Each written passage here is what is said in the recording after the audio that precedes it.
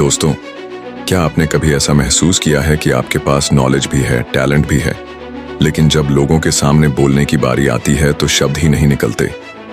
दिल की धड़कन तेज हो जाती है, हाथ कांपने लगते हैं और दिमाग ब्लैंक हो जाता है।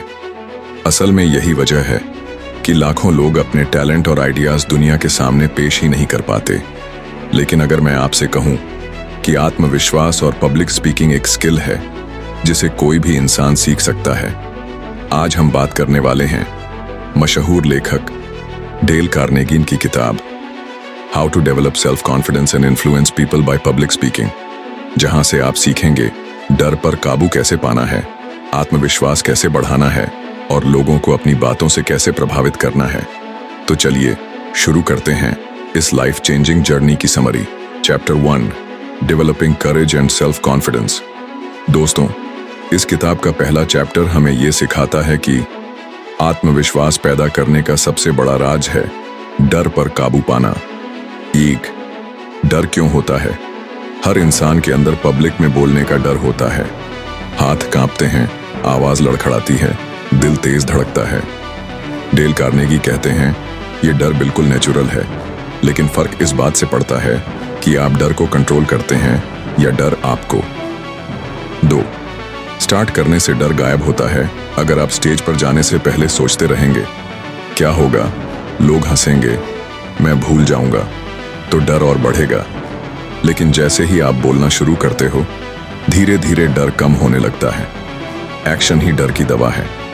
आप जितना ज्यादा बोलते हो उतना ज्यादा कॉन्फिडेंस आता है। 3 प्रैक्टिस का इंपॉर्टेंस। डेल कार्नेगी कहते हैं कि कॉन्फिडेंस जन्म से नहीं आता, ये बार बार प्रैक्टिस करने से आता है। पहले छोटे ग्रुप में बोलो, फिर दोस्तों के सामने बोलो और धीरे धीरे बड़ी ऑडियंस में। जैसे तैरना सीखने के लिए पानी में उतरना पड़ता है, वैसे ही बोलना सीखने के लिए स्टेज पर आना ही पड़ेगा। 4 गलतियों से मत डरो। लोग सोचते हैं कि अगर मुझसे गलती हो गया तो क्या होगा, लेकिन सच्चाई ये है कि ऑडियंस को आपकी गलती उतनी याद नहीं रहती जितना आप सोचते हैं। बल्कि जब आप नर्वस होते हुए बोलते हो तो लोग आपको और ज्यादा इज्जत देते हैं। 5 छोटा स्टेप से बड़ा कॉन्फिडेंस। अगर आपको अभी भी डर लगता है तो छोटे कदम उठाइए। आईने के सामने बोलना शुरू करो, अपनी आवाज रिकॉर्ड करो और सुनो, या फिर दोस्तों को छोटी सी कहानी सुनाओ। हर बार जब आप ये करते हो तो आपका डर थोड़ा कम हो जाता है और आत्मविश्वास बढ़ता है। चैप्टर 1 की सीख। डर को जीतने का केवल एक तरीका है, उसका सामना करना। आत्मविश्वास कोई जादू नहीं, बल्कि एक हुनर है जो धीरे धीरे बनता है। शुरुआत करो, छोटे कदम उठाओ और प्रैक्टिस करते रहो। धीरे धीरे आप खुद को एक आत्मविश्वासी इंसान के रूप में देखोगे। Chapter 2, techniques of speaking effectively. दोस्तों, पहले चैप्टर में हमने सीखा कि डर को हराने का सबसे अच्छा तरीका है एक्शन लेना और प्रैक्टिस करना। अब आते हैं चैप्टर 2 पर, जहां डेल कार्नेगी हमें बताते हैं कैसे हम अपनी स्पीकिंग को इतना असरदार बनाएं कि लोग ध्यान से सुने और प्रभावित हों। दिल से बोलो, सिर्फ दिमाग से नहीं। जब आप किसी टॉपिक पर बोल रहे हों तो उसमें आपका दिल और इमोशन झलकना चाहिए। सिर्फ जानकारी देना काफी नहीं, बल्कि जुनून और विश्वास के साथ बोलना जरूरी है। उदाहरण, सोचो कोई टीचर बिना एक्सप्रेशन के पढ़ाए तो सब बोर हो जाएंगे, लेकिन वही टॉपिक अगर जोश और उदाहरणों के साथ समझाए तो सबकी आंखें खुली रह जाती हैं। स्टोरी और उदाहरण इस्तेमाल करो। कार्नेगी कहते हैं कि लोग कहानियां याद रखते हैं, डाटा नहीं।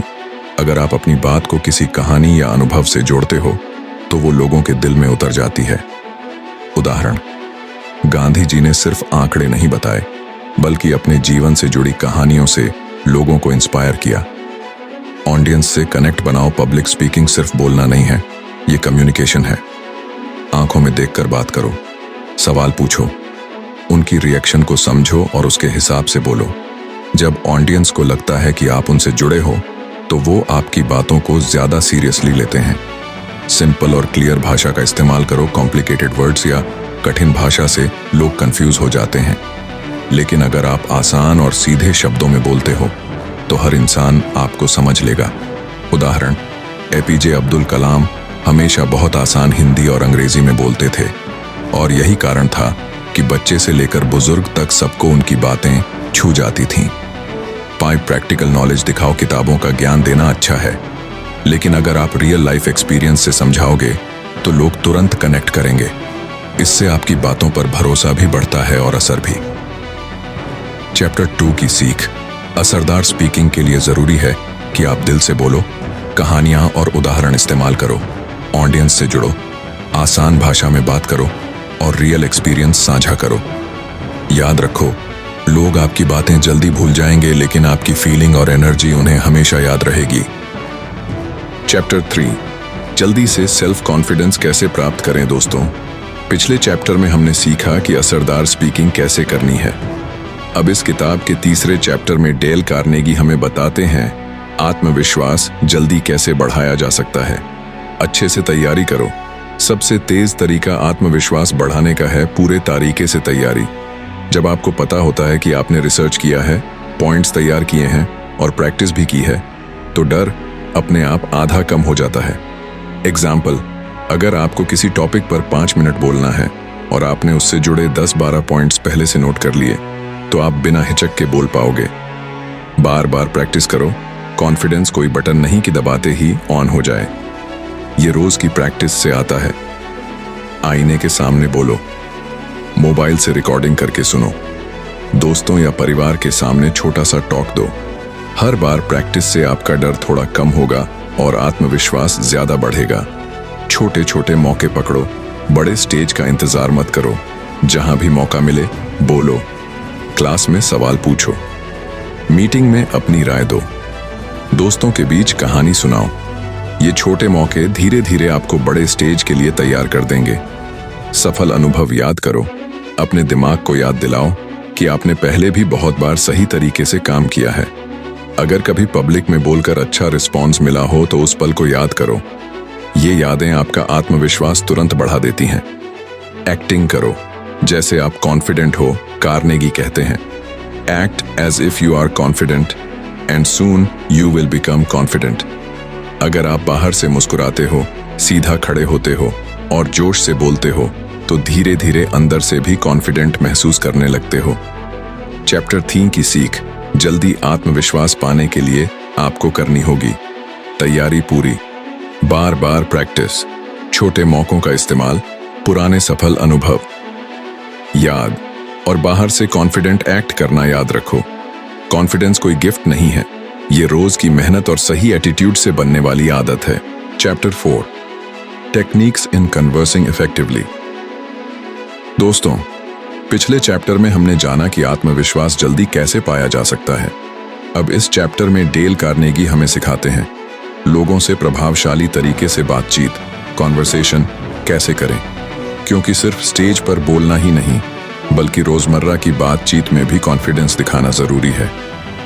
अच्छे लिसनर बनो। लोग उस इंसान को पसंद करते हैं जो उनकी बातें ध्यान से सुनता है। अगर आप सिर्फ बोलते रहोगे और सामने वाले को बोलने का मौका ही नहीं दोगे, तो बातचीत कभी असरदार नहीं बनेगी। उदाहरण, सोचो कोई दोस्त आपको हमेशा अपना ही किस्सा सुनाता है, लेकिन आपकी बात पर ध्यान नहीं देता। आपको कैसा लगेगा? लेकिन जब कोई आपकी बात सुनता है तो आपको इज्जत और कनेक्शन महसूस होता है।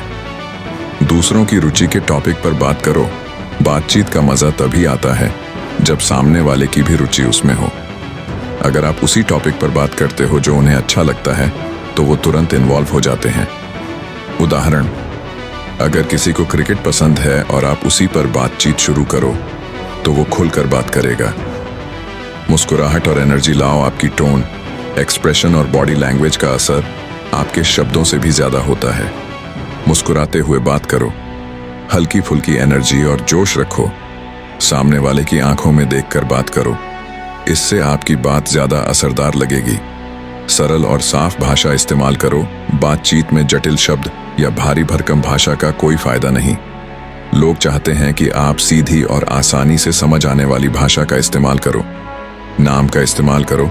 डेल कार्नेगी कहते हैं, किसी इंसान का नाम उसके लिए सबसे प्यारी आवाज होती है। अगर आप बातचीत में सामने वाले का नाम लेते हो, तो उसे लगता है कि आप उसे इज्जत दे रहे हो। दूसरों को महत्वपूर्ण महसूस कराओ। बातचीत का असली राज यही है। सामने वाले को ये एहसास दिलाओ कि वो मायने रखते हैं। उनकी राय की कदर करो, उन्हें बीच बीच में सराहो और उन्हें छोटा महसूस मत कराओ। चैप्टर 4 की सीख। प्रभावशाली बातचीत के लिए जरूरी है कि आप ध्यान से सुनो, उनकी रुचि के टॉपिक पर बात करो, मुस्कुराहट और जोश लाओ, आसान भाषा का इस्तेमाल करो, नाम लेकर बुलाओ और सामने वाले को इम्पोर्टेंट महसूस कराओ। याद रखो, ग्रेट स्पीकर्स पहले ग्रेट लिसनर्स होते हैं। Chapter 5, improve your memory and expression. पिछले चैप्टर में हमने सीखा कि प्रभावशाली बातचीत कैसे करनी है। अब आते हैं चैप्टर 5 पर, जहां डेल कार्नेगी हमें बताते हैं कैसे अपनी मेमोरी और एक्सप्रेशन को बेहतर बनाया जाए। क्योंकि अगर आप अपनी बातों को याद नहीं रख पाएंगे या उन्हें सही तरीके से पेश नहीं कर पाएंगे तो आपका आत्मविश्वास आधा हो जाएगा। स्ट्रॉन्ग इंटरेस्ट पैदा करो। दिमाग वही चीज ज्यादा देर तक याद रखता है जिसमें हमारी सच्ची रुचि होती है। अगर आपको किसी टॉपिक में खुद दिलचस्पी नहीं है तो उसे दूसरों को समझाना मुश्किल होगा। उदाहरण, अगर आपको म्यूजिक पसंद है तो आप म्यूजिक से जुड़ी बातें आसानी से याद रखते हो और जोश से बता भी सकते हो। विजुअलाइजेशन का इस्तेमाल करो। चीजों को याद रखने के लिए उन्हें दिमाग में तस्वीरों की तरह देखो। सिर्फ शब्द मत पढ़ो बल्कि उस सीन को इमेजिन करो। उदाहरण, अगर आपको किसी कहानी के 5 पॉइंट याद करने हैं तो हर पॉइंट को एक तस्वीर से जोड़ दो, दिमाग तुरंत पकड़ लेगा। रिपीटिशन ही मास्टर की है। जो बातें याद रखनी है उन्हें बार बार दोहराओ। लिख कर प्रैक्टिस करो, जोर से बोलकर रिपीट करो, बीच बीच में टेस्ट करो। ये टेक्निक पब्लिक स्पीकिंग में बहुत काम आती है। अपने एक्सप्रेशन पर काम करो। सिर्फ याद रखना ही काफी नहीं है बल्कि कैसे बोलते हो ये भी मायने रखता है। आवाज में उतार चढ़ाव लाओ, सही जगह पर ठहराव दो, हाथों के इशारे और चेहरे के हाव भाव का इस्तेमाल करो। इससे आपकी स्पीच बोरिंग नहीं लगेगी और लोग ज्यादा ध्यान देंगे। नेचुरल बनो, ओवर एक्ट मत करो। कॉन्फिडेंस का मतलब ये नहीं कि आप नकली एक्सप्रेशन डालो। लोग सबसे ज्यादा नेचुरल और सच्चे शब्दों से प्रभावित होते हैं। चैप्टर 5 की सीख। अच्छी पब्लिक स्पीकिंग के लिए जरूरी है कि आप उस विषय में जानकारी रखो, विजुअल से याद करो, बार बार रिपीट करो, आवाज, हाव भाव और एक्सप्रेशन पर ध्यान दो और हमेशा नेचुरल रहो। याद रखो, memory plus expression equal to powerful communication. Chapter 6, अपनी याददाश्त को कैसे बेहतर बनाएं। पब्लिक स्पीकिंग में मेमोरी क्यों जरूरी है? जब हम बोलते हैं तो केवल शब्द याद करना काफी नहीं है, हमें अपने विचारों का फ्लो भी याद रखना होता है। बिना मेमोरी के कंट्रोल के वक्ता घबराता है, बीच में रुक जाता है और आत्मविश्वास खो देता है। मेमोरी को ट्रेन किया जा सकता है। डेल कार्नेगी कहते हैं कि मेमोरी जन्म से मजबूत नहीं होती, इसे अभ्यास और सही तरीके से ट्रेन किया जा सकता है। जैसे मसल्स को एक्सरसाइज से मजबूत किया जाता है, वैसे ही मेमोरी को यूज और रेपिटेशन से मजबूत किया जा सकता है। विजुअलाइजेशन टेक्निक चीजों को याद रखने का सबसे असरदार तरीका है उन्हें इमेजेस और कहानियों से जोड़ना। एग्जाम्पल, अगर आपको 5 पॉइंट्स याद रखने हैं तो हर पॉइंट को किसी ऑब्जेक्ट या लोकेशन से कनेक्ट करें। पूरा स्पीच वर्ड टू वर्ड याद करने की जगह केवल कीवर्ड्स और मेन आइडियाज याद करें। कीवर्ड्स दिमाग को ट्रिगर देंगे और बाकी कंटेंट नेचुरली निकल आएगा। Repetition equal to strong memory. किसी भी बात को याद करने का सबसे अच्छा तरीका है उसे बार बार दोहराना। कार्नेगी कहते हैं कि जो कंटेंट आप ऑडियंस को सुनाना चाहते हैं उसे कम से कम 304 बार जोर से बोलकर प्रैक्टिस करें। एसोसिएशन मेथड, नई जानकारी को पुरानी जानकारी से जोड़ो। एग्जाम्पल, अगर आपको किसी का नाम याद रखना है मिस्टर बेकर, तो दिमाग में एक बेकरी की तस्वीर बना लो। नेचुरल बोलना वर्सेस रोट लर्निंग स्पीच को रटने की बजाय नेचुरल ढंग से बोलना ज्यादा इफेक्टिव है। जब आप केवल आइडियाज याद रखते हैं तो आप ऑडियंस के सामने नेचुरल और कॉन्फिडेंट दिखते हैं। चैप्टर 6 का सार। याददाश्त एक स्किल है जो प्रैक्टिस और सही टेक्निक से मजबूत होती है।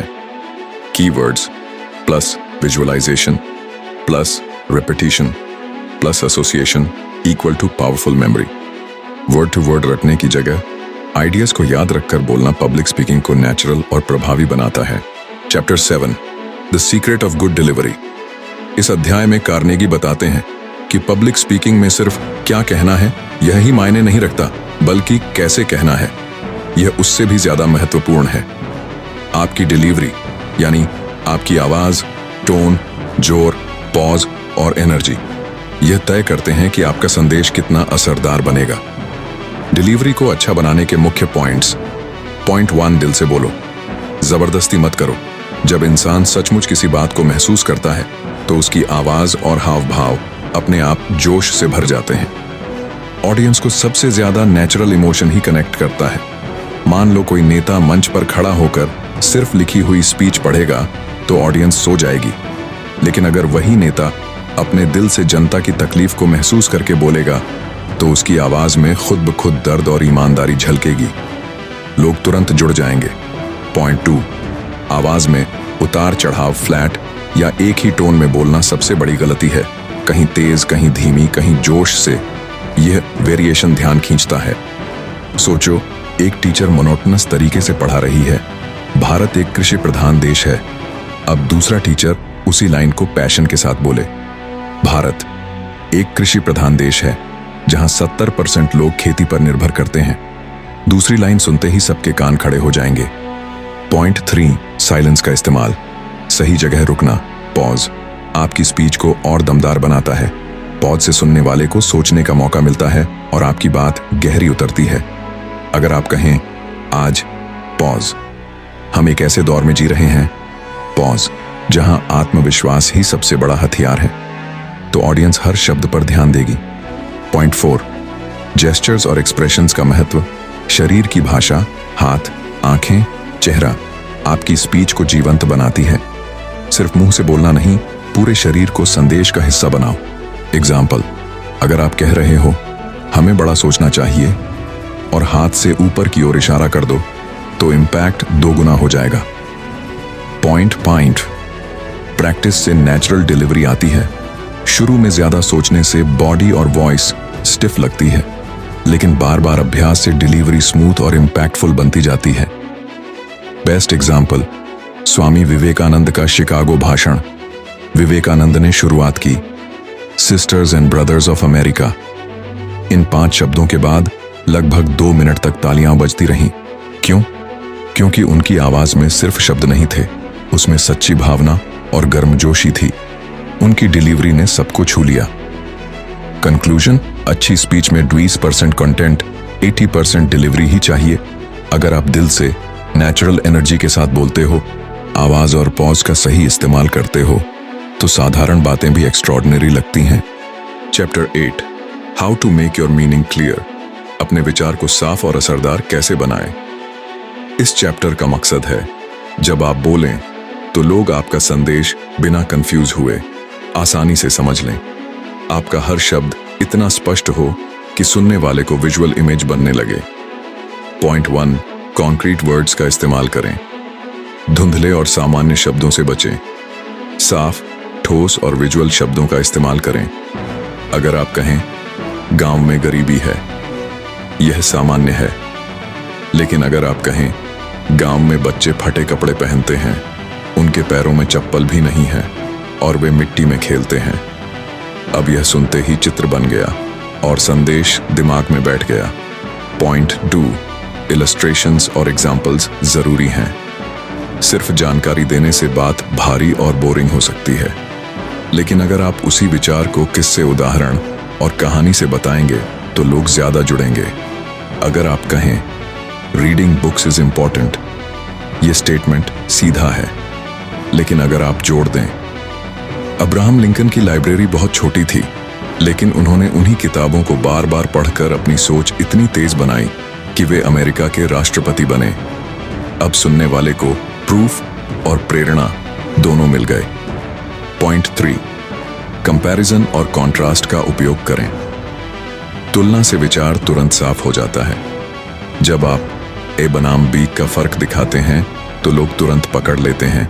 जैसे एक छोटा बीज भी अगर सही मिट्टी और पानी पाता है तो विशाल पेड़ बन जाता है, लेकिन अगर वही बीज पत्थर पर गिर जाए तो अंकुर भी नहीं निकलता। यह तुलना सुनते ही सबको ग्रोथ और एनवायरनमेंट का महत्व समझ आ गया। पॉइंट 4, स्टोरीज से विजुअलाइजेशन कराए।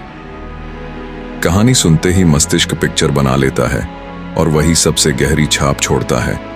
जैसे मान लो आप पब्लिक स्पीकिंग की ताकत समझाना चाहते हैं। आप सीधे कह सकते हैं, पब्लिक स्पीकिंग से समाज बदल सकता है। लेकिन अगर आप गांधी जी का उदाहरण दें, महात्मा गांधी का शरीर कमजोर था, आवाज भी बहुत तेज नहीं थी, लेकिन जब वे लाखों लोगों के सामने बोलते थे तो पूरा देश सुनता था और उनके शब्दों ने आजादी की लड़ाई को आग दे दी। यह कहानी सुनकर सुनने वाला सिर्फ लॉजिक नहीं बल्कि इमोशनली कनेक्ट हो जाता है। कंक्लूजन। चैप्टर 8 हमें यह सिखाता है कि स्पष्ट बोलना सिर्फ शब्दों से नहीं आता बल्कि उदाहरण, तुलना और कहानियों से आता है। आपकी बात जितनी विजुअल और इमोशनल होगी उतनी गहरी असर करेगी। Chapter 9 how to interest your audience, Dale Carnegie. इस चैप्टर में बताते हैं कि पब्लिक स्पीकिंग में सबसे बड़ी चुनौती सिर्फ बोलना नहीं है बल्कि लोगों का ध्यान पकड़ कर रखना है। पॉइंट 1, लोगों को उनकी रुचि से जोड़ो। अगर आप श्रोताओं से जुड़ी चीजों पर बात करेंगे तो वे तुरंत ध्यान देंगे। लोग अपने लिए क्या फायदेमंद है इस पर हमेशा ध्यान देते हैं। अगर आप किसानों को भाषण दे रहे हैं और आप शेयर मार्केट पर बात करने लगें तो वे बोर हो जाएंगे। लेकिन अगर आप बताइए कि कैसे अच्छी फसल के दाम सही मिल सकते हैं तो हर कोई ध्यान देगा। पॉइंट 2, कहानियों और उदाहरणों का इस्तेमाल करो। आंकड़े या लंबा चौड़ा थ्योरी उबाऊ लगती है, लेकिन अगर वही बात एक कहानी के जरिए समझाई जाए तो दिल और दिमाग दोनों में उतर जाती है। मान लो आपको समय की कीमत पर भाषण देना है। सिर्फ इतना कहना कि टाइम इज मनी लोगों को याद नहीं रहेगा, लेकिन अगर आप बताएं कि अब्राहम लिंकन रोज 5 मिनट की पढ़ाई को भी बर्बाद नहीं करते थे और वही 5 मिनट उनकी जिंदगी बदल गए तो लोग याद रखेंगे। पॉइंट 3, क्वेश्चन पूछो एंगेजमेंट बढ़ाने के लिए। अगर आप बीच बीच में सवाल पूछते हैं तो लोग सक्रिय हो जाते हैं। इससे उनका ध्यान भटकने नहीं पाता। जैसे, आप में से कितने लोगों ने कभी सोचा है कि वक्त की कमी ही हमारी असफलता का सबसे बड़ा कारण है? इस तरह के सवाल लोगों को सोचने पर मजबूर करते हैं। पॉइंट 4, अपनी आवाज और बॉडी लैंग्वेज से खेलो। एक ही टोन में बोलते रहना उबाऊ होता है। आवाज को ऊपर नीचे करना, हाथों का सही इस्तेमाल और चेहरे के हाव भाव, ये सब श्रोताओं को जोड़े रखते हैं। डेल कार्नेगी ने खुद एक बार देखा कि एक प्रोफेसर स्टेज पर लेक्चर दे रहे थे। विषय बहुत ही कठिन था, इकोनॉमिक पॉलिसीज। शुरू में लोग ऊँघ रहे थे, लेकिन प्रोफेसर ने अचानक एक कहानी सुनाई कि कैसे एक छोटे किसान ने सरकारी नीति का फायदा उठाकर अपनी जिंदगी बदल दी। पूरा हॉल अचानक ध्यान से सुनने लगा क्योंकि बात उनसे जुड़ी हुई हो गई। यानी लेसन यही है, अगर आप चाहते हैं कि लोग आपकी बातों में रुचि लें तो उन्हें उनकी जिंदगी से जोड़ो। सीख, भाषण में फैक्ट्स और थ्योरी की बजाय लोगों की रुचि वाली बातें, कहानियां, सवाल डालो। तभी आप उनका ध्यान बनाए रख सकते हो और असर डाल सकते हो।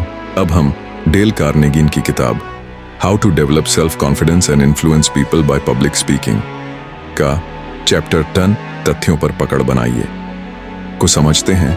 इस चैप्टर में कार्नेगी कहते हैं कि अगर आप स्टेज पर आत्मविश्वास चाहते हैं और लोगों को प्रभावित करना चाहते हैं तो आपकी बातों में ठोस तथ्य, फैक्ट्स, डेटा, रिसर्च, एग्जाम्पल्स होने चाहिए।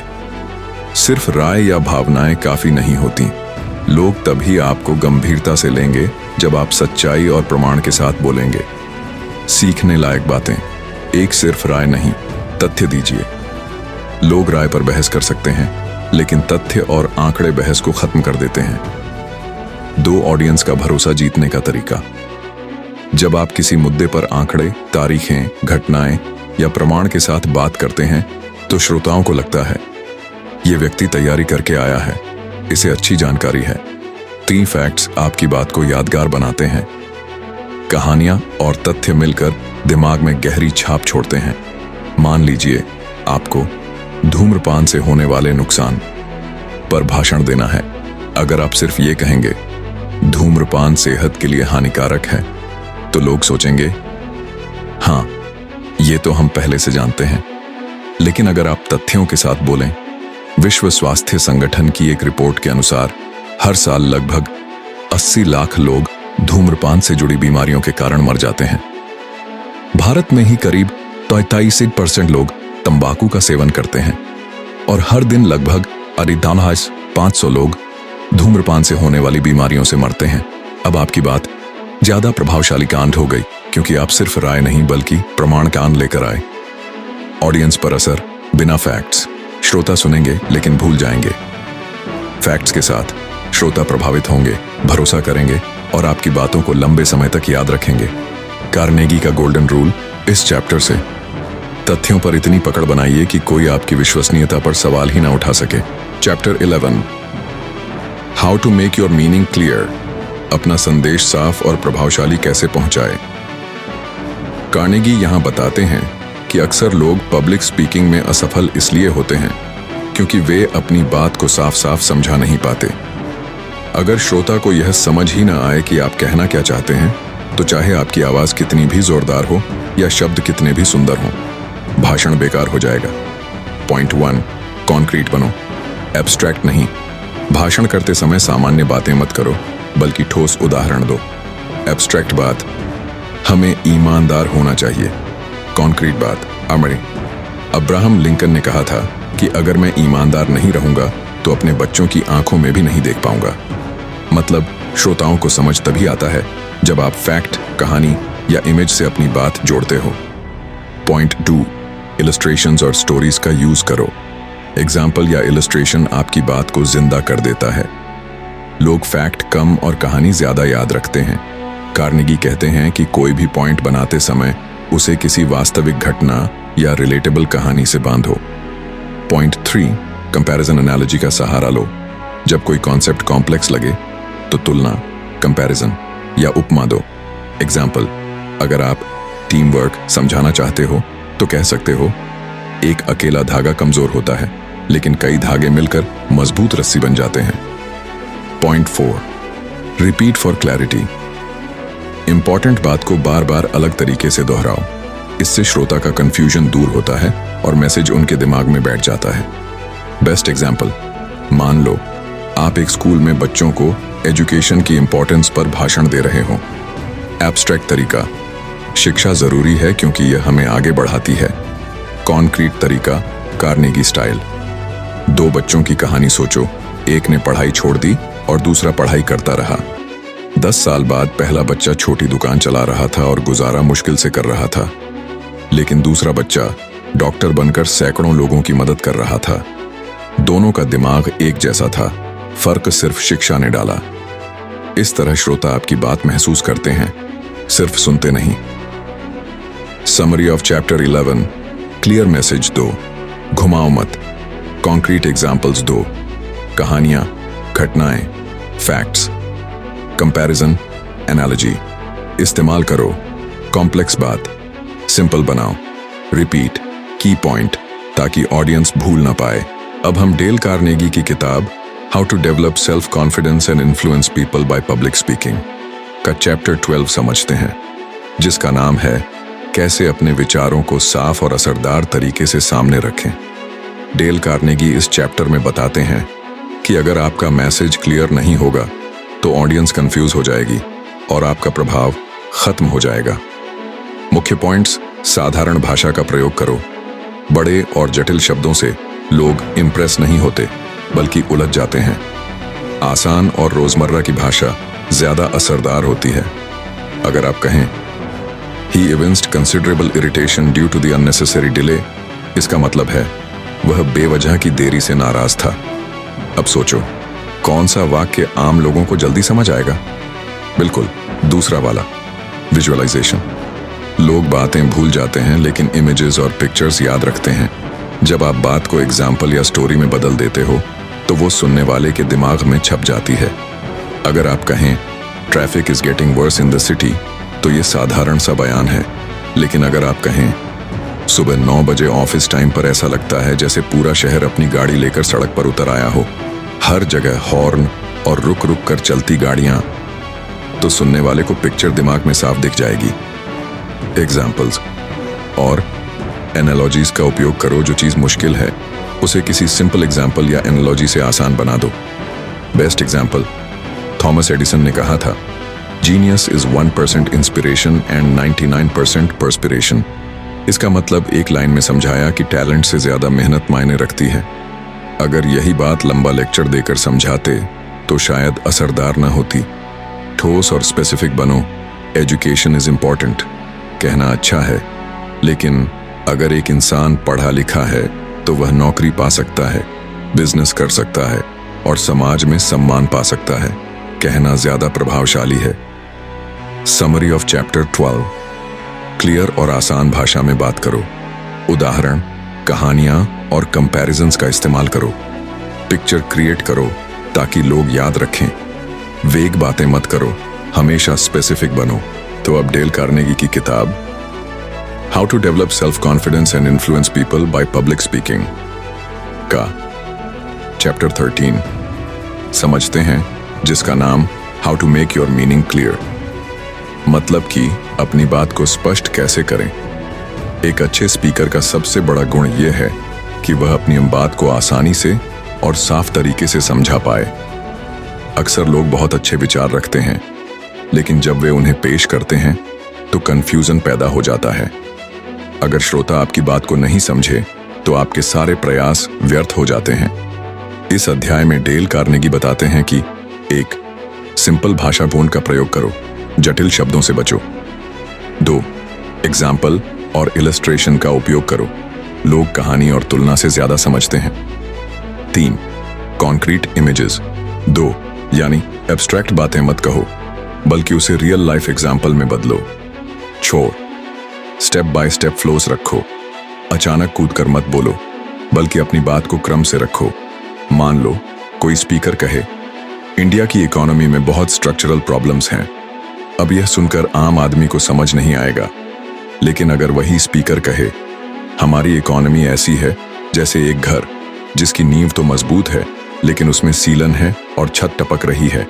जब तक हम नींव की मरम्मत और छत की लीकेज ठीक नहीं करेंगे, घर मजबूत नहीं रह सकता। अब ऑडियंस को तुरंत समझ आ गया कि इकोनॉमी में स्ट्रक्चरल प्रॉब्लम्स का मतलब क्या है। डेल कार्नेगी खुद बताते हैं कि जब अब्राहम लिंकन भाषण देते थे तो वे किसान, मजदूर और आम जनता की भाषा में बात करते थे। जैसे किसी कठिन लॉ या प्रिंसिपल को समझाने के बजाय वे कहते, यह वैसा ही है जैसे खेत में एक ही जगह बार बार हल चलाने से खेत उपजाऊ नहीं होगा। उसी तरह एक ही पॉलिसी पर अड़े रहना देश के लिए नुकसानदायक है। देखो, उन्होंने जटिल बात को आसान भाषा और उदाहरण से सबको समझा दिया। इस चैप्टर से आपके लिए सीख, जब भी स्पीच दो, याद रखो कि ऑडियंस बच्चों जैसी है। उन्हें हर चीज एग्जाम्पल और इजी लैंग्वेज में चाहिए। एब्स्ट्रैक्ट कंसेप्ट को रियल स्टोरी और एग्जाम्पल्स में बदलो। अगर लोग कहें बहुत आसानी से समझ आया, तो समझो कि तुमने चैप्टर 13 की असली सीख पकड़ ली है। Chapter 14 how to improve your diction and pronunciation. मतलब कि अपनी आवाज, शब्दों की ताकत और प्रोनाउंसिएशन कैसे सुधारें। इस चैप्टर में कार्नेगी कहते हैं कि अगर आप पब्लिक स्पीकिंग में पावरफुल बनना चाहते हैं तो आपकी वॉइस क्लैरिटी, प्रोनाउंसिएशन और शब्दों की डिलीवरी बहुत स्ट्रांग होनी चाहिए, क्योंकि लोग सिर्फ आपके वर्ड्स ही नहीं सुनते, बल्कि जिस ढंग से आप बोलते हैं उसी पर सबसे ज्यादा असर पड़ता है। Point 1, clear voice, clear impact.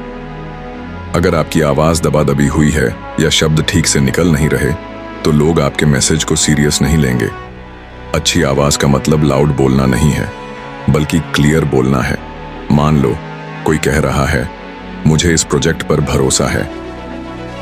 अगर वो धीमे, अस्पष्ट तरीके से बोले तो कोई असर नहीं होगा, लेकिन अगर वही वाक्य क्लियर और कॉन्फिडेंट आवाज में बोले, मुझे इस प्रोजेक्ट पर पूरा भरोसा है, तो सामने वाला मोटिवेट हो जाएगा। Point 2, practice, word by word. Carnegie कहते हैं, डिक्शनरी उठाओ, डिफिकल्ट वर्ड्स चुनो और उनका प्रोनाउंसिएशन जोर जोर से प्रैक्टिस करो। इससे आपके बोलने में क्लैरिटी और कमांड आएगी। जैसे एंटरप्रेन्योर या साइकोलॉजी जैसे शब्द। अगर आप इनका सही उच्चारण कॉन्फिडेंटली कर पाए तो लोग आपको एजुकेटेड और कॉन्फिडेंट मानेंगे। Point 3, right pauses and emphasis. Public speaking में सिर्फ शब्द बोलना ही नहीं, बल्कि कहाँ पॉज लेना है और कहाँ जोर देना है, यह ज्यादा मायने रखता है। सही जगह पर रुकने से आपकी बात का असर बढ़ जाता है। जैसे सोचो कोई कहे, हम ये प्रोजेक्ट जीत सकते हैं अगर हम सब मिलकर मेहनत करें। ये पॉज अगर के बाद सस्पेंस और इम्पैक्ट बनाता है। पॉइंट 4, रिकॉर्ड और सुनो खुद को। कार्नेगी कहते हैं, खुद को रिकॉर्ड करके सुनना सबसे तेज तरीका है सुधारने का। जब आप अपनी वॉइस सुनोगे तो आपको साफ लगेगा कि कहाँ शब्द गलत निकल रहे हैं, कहाँ ज्यादा स्पीड है, कहाँ आवाज फ्लैट है। जैसे सिंगर अपनी रिकॉर्डिंग सुनकर नोट्स इंप्रूव करता है, वैसे ही स्पीकर अपनी रिकॉर्डिंग सुनकर डिक्शन सुधार सकता है। पॉइंट 5, इमोशन डालो। वर्ड्स में अगर आपकी वॉइस मैकेनिकल है तो लोग कनेक्ट नहीं करेंगे, लेकिन अगर उसमें इमोशन है तो लोग आपकी बात दिल से सुनेंगे। एग्जाम्पल, 2 तरीके से बोलकर देखो। फ्लैट, मुझे खुशी है कि आप यहाँ आए। इमोशन के साथ, मुझे सच में बहुत खुशी है कि आप आज यहाँ आए। दूसरा वाला ज्यादा कनेक्ट करेगा। चैप्टर 14 का कोर लेसन, क्लियर बोलो, सही प्रोनाउंसिएशन रखो, सही पॉज लो, खुद को रिकॉर्ड करके इंप्रूव करो और वर्ड्स में इमोशन भरो। आपकी आवाज और शब्द ही आपका असली हथियार हैं पब्लिक स्पीकिंग में। बेस्ट प्रैक्टिकल टिप, रोज कम से कम 5-10 मिनट किसी न्यूज़पेपर या किताब को जोर जोर से पढ़ो। डिक्शनरी से नए वर्ड्स सीखो और उनको प्रैक्टिस करो। एक छोटा सा स्पीच रिकॉर्ड करके सुनो और हर दिन सुधार करते रहो। Chapter 15, how to improve your diction and pronunciation, मतलब कि अपनी बोलने की शैली और उच्चारण को कैसे बेहतर बनाए। इस अध्याय का फोकस यह है कि एक अच्छे पब्लिक स्पीकर के लिए सिर्फ कॉन्फिडेंस और आइडियाज ही काफी नहीं होते। अगर आपकी शब्दों की स्पष्टता और प्रोनाउंसिएशन क्लियर नहीं है तो ऑडियंस को आपका मैसेज समझने में मुश्किल होगी। कार्नेगी कहते हैं कि वर्ड्स आर लाइक टूल्स, अगर वे साफ और शार्प नहीं हैं तो काम अधूरा रहेगा। Point 1, clarity is power. अस्पष्ट या गड़बड़ उच्चारण से श्रोता परेशान हो जाते हैं और ध्यान भटक जाता है। अगर आप वर्ड्स को साफ साफ बोलते हैं तो श्रोता एंगेजमेंट महसूस करते हैं। सोचिए, कोई स्पीकर कहता है फिलॉसफी, गलत उच्चारण, जबकि असली वर्ड है फिलोसफी। अगर वह बार बार गलत बोलेगा तो ऑडियंस का ध्यान सिर्फ उसकी गलती पर जाएगा, मैसेज पर नहीं। Point 2, practice with difficult words. ऐसे वर्ड्स की एक लिस्ट बनाइए जिनका प्रोनाउंसिएशन आपको कठिन लगता है। रोज प्रैक्टिस कीजिए, धीरे धीरे बोलिए, फिर नॉर्मल स्पीड पर रिपीट कीजिए। Example, words like statistics, specificity, entrepreneurship, psychology. अगर आप इन्हें धीरे धीरे और सही फोनेटिक्स के साथ बार बार बोलेंगे तो क्लैरिटी बढ़ेगी। Point 3, record and listen. अपनी स्पीच रिकॉर्ड कीजिए और ध्यान से सुनिए। खुद एनालाइज कीजिए कि कौन से शब्द अनक्लियर थे। यह सेल्फ करेक्शन का सबसे असरदार तरीका है। मान लीजिए आप एक प्रेजेंटेशन रिकॉर्ड करते हैं और आपको सुनाई देता है कि आप बार बार गवर्नमेंट को गवर्नमेंट एंड का उच्चारण स्किप करके बोल रहे हैं, तो अगली बार आपको इसे कॉन्शियसली सुधारना होगा। Point 4, slow down for clarity. अक्सर लोग नर्वस होकर बहुत तेज बोलते हैं और शब्द खा जाते हैं। अगर आप थोड़ा पॉज और स्लो स्पीड से बोलेंगे तो डिक्शन अपने आप साफ होगा। किसी क्लास में टीचर अगर तेज बोल दे, economic development depends on thinkers of production, तो कोई कुछ नहीं समझेगा। लेकिन अगर पॉज लेकर कहे, economic development depends on the increase of production, तो सबको क्लियर होगा। पॉइंट 5, यूज टंग ब्रीदिंग एक्सरसाइजेस। कार्नेगी कहते हैं कि पब्लिक स्पीकिंग एक तरह से फिजिकल एक्सरसाइज भी है। टंग ट्विस्टर्स प्रैक्टिस करें। डीप ब्रीदिंग से वॉइस कंट्रोल बढ़ाएं। Tongue twister, Peter Piper picked a pick of pickled papers. अगर इसे बार बार सही बोला तो आपकी डिक्शन ऑटोमेटिकली स्ट्रांग होगी। मान लीजिए आप एक स्पीच दे रहे हैं। Friends, today we will discuss the power of self confidence in shaping our destiny. अगर आप कॉन्फिडेंस पान को कॉन्फिडेंस बोलते हैं और डेस्टिनी को डिस्टाइनी की जगह डेस्टाइनी बोलते हैं तो ऑडियंस इंस्टेंटली आपको नॉलेजेबल और कॉन्फिडेंट स्पीकर मानेगी। लेकिन अगर आप गलत हाईलाइट करके अनक्लियर बोलेंगे तो इंप्रेशन वीक होगा। दोस्तों, डेल कार्नेगी की इस किताब के 15 लेसन हमें यह सिखाते हैं कि आत्मविश्वास कोई जन्मजात वरदान नहीं है, बल्कि एक स्किल है जिसे मेहनत, अभ्यास और सही तकनीक से विकसित किया जा सकता है। इस किताब ने हमें दिखाया कि कैसे हम डर पर काबू पा सकते हैं, अपने विचारों को प्रभावशाली तरीके से रख सकते हैं और लोगों के दिल व दिमाग पर असर डाल सकते हैं। हर लेसन में एक प्रैक्टिकल सीक्रेट छिपा है, चाहे वो तैयारी करने का तरीका हो, आत्मविश्वास से बोलने की कला हो या फिर अपने शब्दों में जोश भरने की क्षमता। और सबसे जरूरी, यह किताब हमें यह याद दिलाती है कि पब्लिक स्पीकिंग सिर्फ स्टेज तक सीमित नहीं है, बल्कि यह हमारी रोजमर्रा की जिंदगी में भी उतनी ही अहम है। तो अगर आप भी चाहते हैं कि लोग आपकी बातों को सुनें, समझें और याद रखें, तो इन लेसन्स को सिर्फ पढ़ें नहीं, जीवन में लागू करें। याद रखिए, कॉन्फिडेंस प्रैक्टिस से आता है, इन्फ्लुएंस सच्चाई और जुनून से आता है, और सक्सेस सही समय पर सही शब्द बोलने की ताकत से आता है। अगर आपको ये बुक समरी पसंद आई और आपने इससे कुछ नया सीखा, तो अभी चैनल को सब्सक्राइब करें, वीडियो को लाइक करें और अपने दोस्तों के साथ शेयर करें, ताकि वो भी पब्लिक स्पीकिंग की इस ताकत को सीख सकें। कमेंट में बताइए कि इस किताब से आपको सबसे ज्यादा कौन सा लेसन मददगार लगा।